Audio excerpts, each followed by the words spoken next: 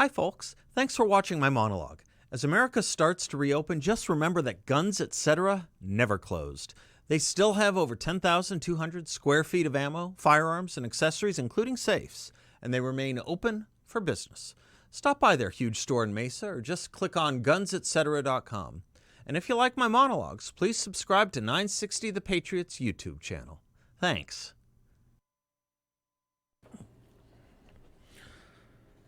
Well, welcome back and happy July 6th. It's good to be back. It was good to get a little break, and I want to thank Hugh and Lewis Hallman for manning the helm here.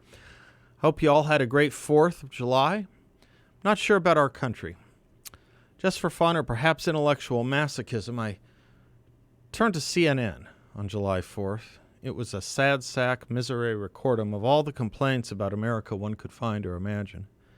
A decayed and degraded moral patriotism, to use the words of John Stuart Mill. That's what you found on CNN. Shame on them. Who turns a birthday into a dirge? We don't do that for children. When they have birthdays, we don't even do it for adults. We shouldn't do that for our country either. But they don't get it. And my fear is they never will. When will they ever learn? When will they ever learn? And of course, the New York Times was no better, especially in their story on President Trump's speech at Mount Rushmore. The president said things like this, quote, "Our founders launched not only a revolution in government, but a revolution in the pursuit of justice, equality, liberty, and prosperity. No nation has done more to advance the human condition than the United States of America. No people have done more to promote human progress than the citizens of our great nation." He continued, "It was all made possible by the courage of 56 patriots who gathered in Philadelphia 244 years ago and signed the Declaration of Independence. They enshrined a divine truth that changed the world forever when they said all men are created equal. These immortal words set into motion the unstoppable march of freedom. Our founders boldly declared that we are all endowed with the same divine rights given to us by our Creator in heaven. And that which God has given us, we will allow no one ever to take away." Close quote. Beautiful. Perfect. True. The New York Times headlined their story on his speech this way, quote, "Trump uses Mount Rushmore speech to deliver divisive culture war message." Close quote. Here's what they really objected to him saying.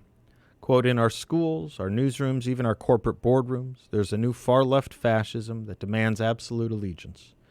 If you do not speak its language, perform its rituals, recite its mantras, and follow its commandments, then you will be censored, banished, blacklisted, persecuted, and punished. It's not going to happen to us. Make no mistake, this left-wing cultural revolution is designed to overthrow the American Revolution. In so doing, they would destroy the very civilization that rescued billions from poverty, disease, violence, and hunger, and that lifted humanity to new heights of achievement, discovery, and progress. To make this possible, they are determined to tear down every statue, symbol, and memory of our national heritage," close quote. And this morning, I read that the statue to and of Frederick Douglass was torn down in Rochester, New York. They don't get it, and I fear they never will. When will they ever learn? When will they ever learn? See, the New York Times, like all leftists, proclaims that they're against fascism. They just don't know what it is. Oh, they know it's a pejorative. And of course, they've completely defanged, detoxified, and vitiated the word by labeling anyone to the right of Joe Lieberman a fascist. But when we see true and real fascism, they don't understand what we are talking about in pointing it out because they have unlearned what it is. They think it simply is a synonym for being a Republican. We think it means, well, fascism. And since they think it's a synonym for Republican, they cannot fathom how parts, and increasingly dominant parts of their movement, could possibly affiliate with it or act as if they are the fascists. You see, it's like a bully not understanding violence directed at him, a response, if you will, because it's not really about being anti-fascist for them, it's about being anti-American and anti-Republican. And of course, to be so means they have or must will the means to be so. And if that means embracing fascist tactics, censorship, violence, a single-party line as the only legitimate point of view, for example, then they embrace the notion of Malcolm X with his line, by any means necessary. You see that on T-shirts. You see that phrase on posters. Of course, Malcolm X did not invent that phrase. It's actually from the Marxist Franz Fanon, who wrote, quote, "Violence in everyday behavior, violence against the past that is emptied of substance, violence against the future for the colonial regime, presents itself as necessarily eternal. We see, therefore, that the colonized people caught in a web of a three-dimensional violence, a meeting point of multiple, diverse, repeated, cumulative violences, are soon logically confronted by the problem of ending the colonial regime by any means necessary." Close quote. You see, the modern left thinks they are the modern anti-colonialists and can engage in any means necessary to defeat colonialism.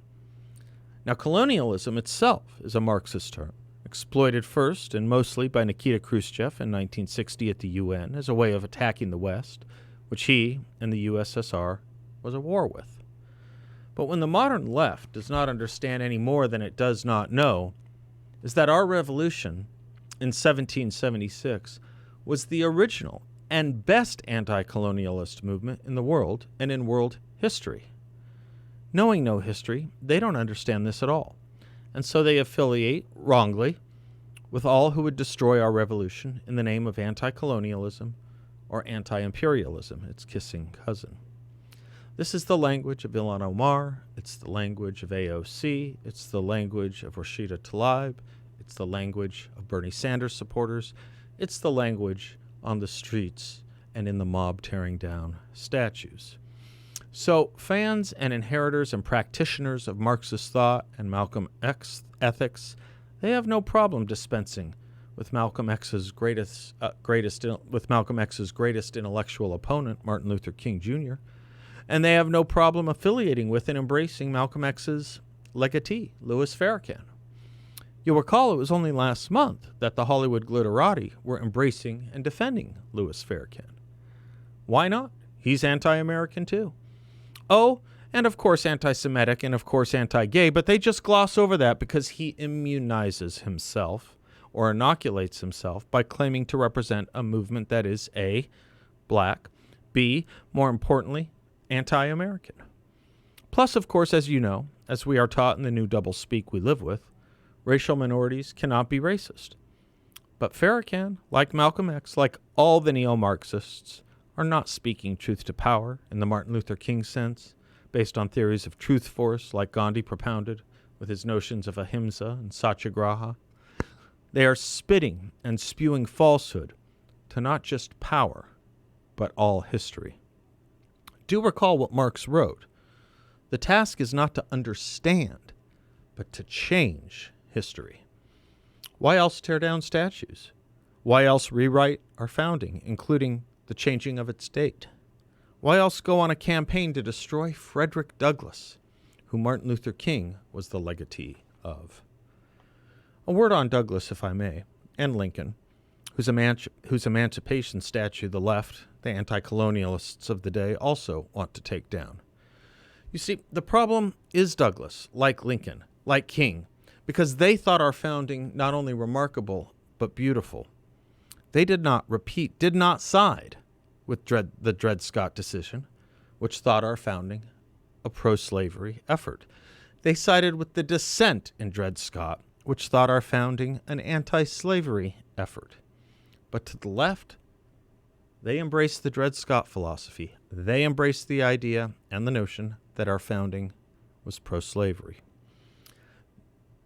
King, Lincoln, Douglass, the civil rights movement of the 60s, they embraced the dissent. They thought our founding was beautiful. That is why King could call our founding not only beautiful, but magnificent. And he would cite it and the Declaration in almost every speech. Same with Douglass, same with Lincoln. How close were Douglass and Lincoln? Quote, "Here comes my friend Douglass," exclaimed Lincoln at the March 4th, 1865 reception following his second inauguration. After the assassination of Lincoln, 42 days later, Lincoln's widow gave Douglas her husband's walking stick, as George Will reminds us. Think of that imagery. The man who gave slaves the power to break their chains and walk upright had his walking stick given to the former slave, Frederick Douglass. Here's our problem. As Harry Jaffa wrote, in 1776, the United States was, so to speak, nothing. But it promised to become everything. Having become everything, we must now worry that it will turn to or become nothing. Charles Kessler adds, the U.S. will become nothing if it suffers a great military defeat in the next war. But more profoundly, the U.S. will become nothing if it becomes persuaded that it stands for nothing. When the central ideas of our political traditions become blurred and obscured, when Americans no longer understand what it is that makes them a people, then they will cease to be a people. CNN gets this. The New York Times gets this. And that's why they aid and abet that effort. This is our concern. This is our crisis. And in that this is a crisis, and perhaps more of a revolution, a cultural and political revolution in our midst, more so than a cultural or political civil war, let us redound to those great first words of Thomas Paine in his opening of The American Crisis, written in 1776. These are the times that try men's souls. The summer soldier and the sunshine patriot will, in this crisis, shrink from the service of their country, but he that stands by it now deserves the love and thanks of man and woman. Tyranny, like hell, is not easily conquered, yet we have this consolation with us. At the harder the conflict, the more glorious the triumph. What we obtain too cheap, we esteem too lightly. It is dearness only that gives everything its value. Heaven knows how to put a proper price upon its goods, and it would be strange indeed if so celestial an article as freedom should not be highly rated. I'm Seth Leibson. The lines are open.